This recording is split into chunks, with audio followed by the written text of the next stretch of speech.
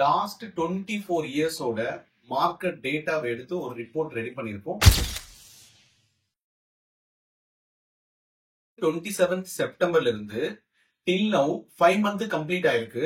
Almost 16% market. As a retail இன்வெஸ்டரா இந்த சிச்சுவேஷன்ல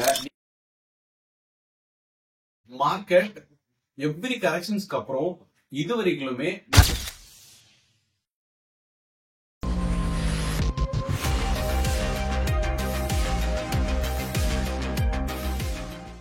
Hi, this is Karthik, founder and CEO of KME Capital Services.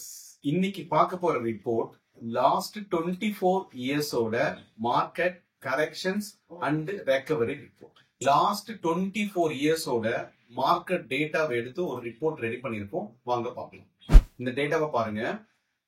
Every 2 years market corrections நடந்திருக்கு. இந்த கரெக்ஷனோட average duration பாத்தீங்கன்னா 6 month to 1 year.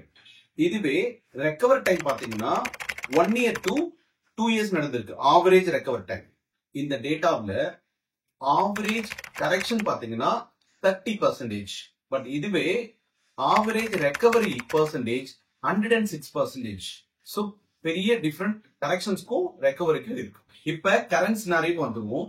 Last 27th செப்டம்பர்ல இருந்து till now 5 month complete ஆயிருக்கு. Almost 16% market corrections நடந்திருக்கு. எங்களுடைய predict இந்த 16% இருந்து நெக்ஸ்ட் another ஒரு 5 to 10% மார்க்கெட் வந்து கரெக்ஷன்ஸ் வரதுக்கு பாசிபிள் இருக்கு. ஆஸ் எ ரீட்டைல் இன்வெஸ்டரா இந்த சிச்சுவேஷன்ல இந்த கரெக்ஷன்ஸ் பத்தி உங்களுக்கு ஒரு ஃபியர்னஸ் வேண்டாம். சோ மார்க்கெட் கரெக்ஷன் ஆகிறத அட்வான்டேஜா எடுத்துட்டு நீங்க இன்வெஸ்ட் பண்ண ஸ்டார்ட் பண்ணலாம். இந்த டைம்ல இன்வெஸ்ட்மெண்ட்ஸை வித்ட்ரால் பண்ணாதீங்க. அதிகமா இன்வெஸ்ட் பண்ணுங்க. மார்க்கெட் எவ்ரி கரெக்ஷன்ஸ்க்கு அப்புறம் இதுவரைக்குமே நல்ல ரிட்டர்ன் தான் கொடுத்திருக்கு. சோ நம்ம எக்ஸ்பெக்ட் பண்ணலாம் பெட்டரான ரிட்டர்ன். Thank you so much.